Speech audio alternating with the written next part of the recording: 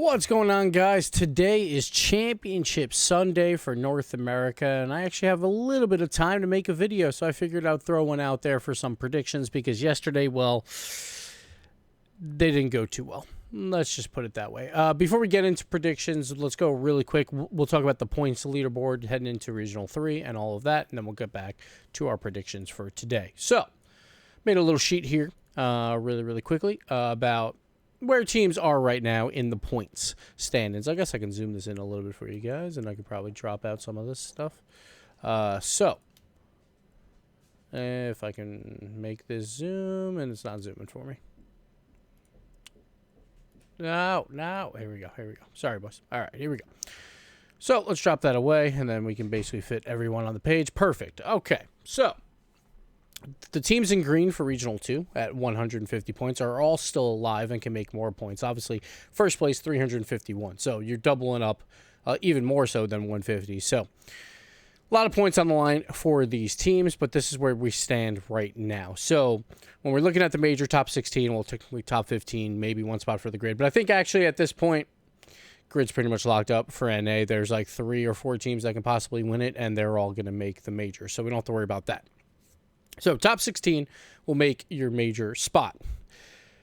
Now down here, it's getting a little hairy, but first let's go to the top. And obviously, you know, teams like Space Station and all this, like the top 6 are fine, are perfectly fine. You know, G2, Alpine, Peeps, Envy, Energy, and Space Station. They made 2 brackets.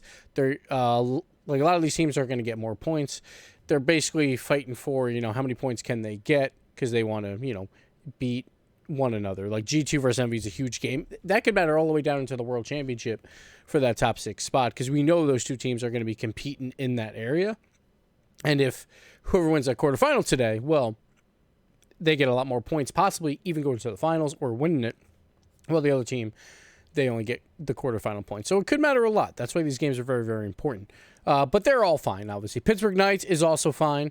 They made it to the bracket stage last time, and this time that they came in 9th. That will be perfectly fine to make enough points to make it in. The Kansas City Pioneers, it's the same thing. They barely missed out last time they're in the bracket. This time they can also get more points. Again, fine. Even teams like Rogue, who came in 9th both times, they're in 9th. Makes sense. They came in 9th both regionals. Makes sense. With Team Frontline, it's the same thing.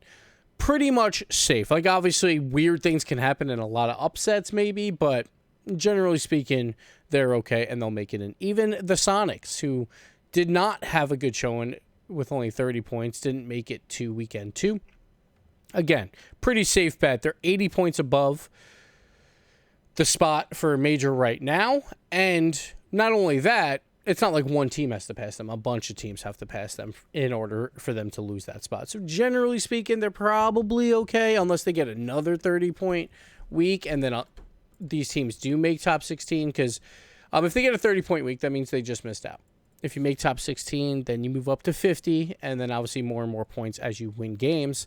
And that's where things could get maybe a little bit interesting for them, but I think they would have to get extremely unlucky and have all these teams do well enough. And obviously that would mean that these teams near the top would have to fall down a bit, and that's where that they would get hurt. So generally speaking, like I think it comes down to 13th. Jamal Jabberies, they're at 120, so they have a 20-point lead, but then there's a 4-way tie for those spots. And tiebreakers, if you don't know, basically, if it's for a major spot, they will play a tiebreaker match. The way it works is if there's multiple people tied, there is tiebreakers to seed them properly.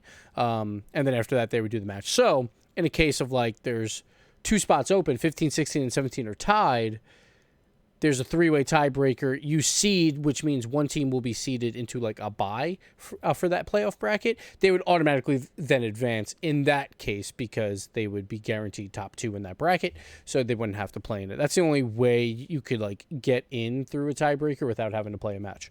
But a lot of people are tied right now. So Jabberies 120 right here, but again, that once you make the next weekend, like every single win will net you 20 more points, like until you're just below in that 9th spot, and then you get 30 more points there. So it's going to be interesting going into the last regional with a bunch of teams in the run in here. Like Omelet is one of those teams that missed out on both weekends, and they got 30 points. Same with United, but they're not out of it, because if they make it to weekend 2, that's plus 50 points right there.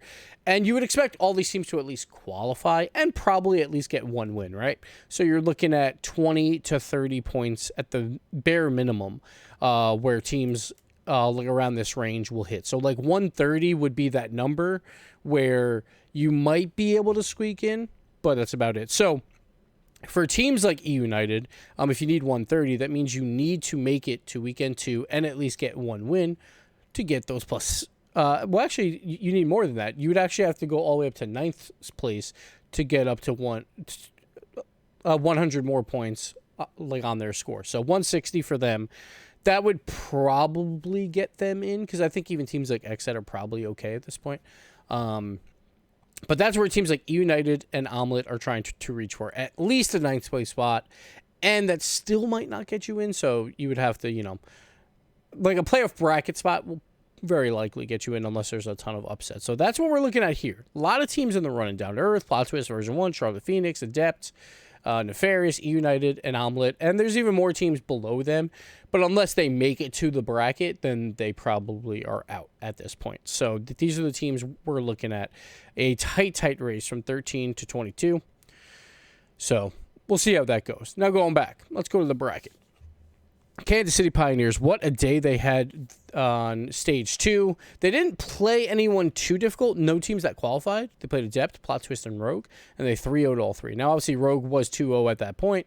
They took down not even the best of teams either, but they did beat Xset, who did make it to the bracket. So sometimes you get an easy road, and they deserved it because of stage 1, where they took out teams like G2 and Space Station to get a high seed. So they get the number 1 seed overall. They're playing Alpine. Like, I think this game... Like, Alpine hasn't been looking too hot as of late. Like, I felt like they used to be a little bit hotter.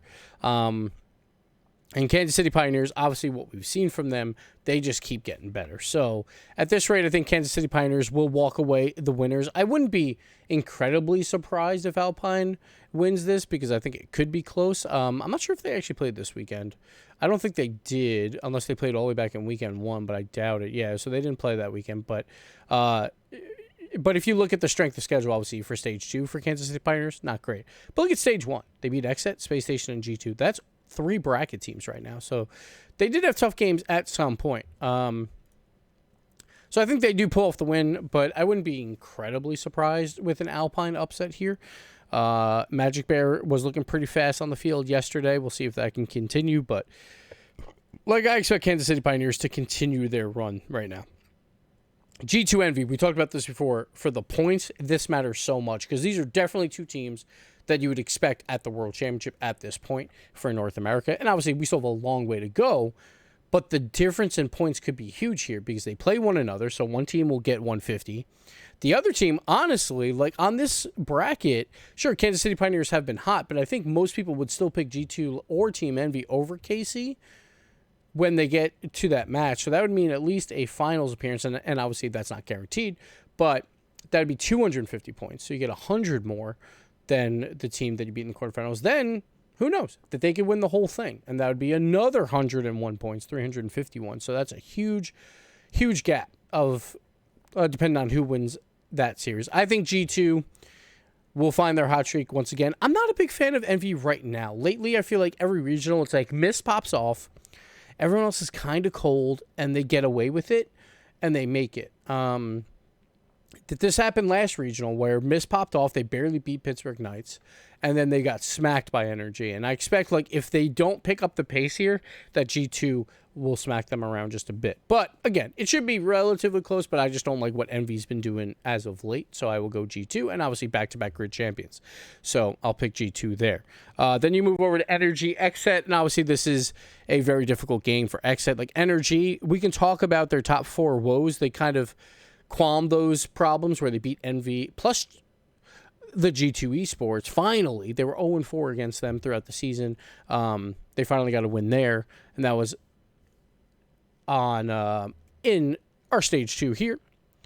So for Energy, Like I think they always know how to dominate lower end teams. I'm not saying XSET's like a lower end, but they usually do pretty well when they don't have to play the top 4 in North America. So I expect Energy to walk away with this one relatively easy. Plus, Squishy has been on fire. Then we got Space Station Peeps, and this has turned into like a classic matchup. Obviously, they played last regional in the semis, and it went the distance, and it was absolutely nutty of a series. Maybe the best series we've seen across both regionals in both regions as well. Then they played yesterday. It went to 5 games in overtime, and Reynolds was the hero once again. I think Space Station walks away the winner once again here. I think it might be a little bit more one-sided. I think there's 2 ways to go about a long series, Game 5 or Game 7. And obviously Game 7 is a little bit more, like, obviously it's close. But Game 5's, sure, there's that argument where it's like, well, it could have flipped the other way. And that's obviously true. But like that could also mean it could flip even more one-sided to the other team. And I think Space Station's figuring it out slowly but surely. I think the Peeps are overperforming slightly. But like I don't think they are like up to the pace of what Space Station can do. And Reynolds said himself that it's like they've kind of figured things out over the last 2 days. Now, obviously, that didn't matter much when they played the Peeps and went to Game 5 overtime, but I think Space Station walks away the winner.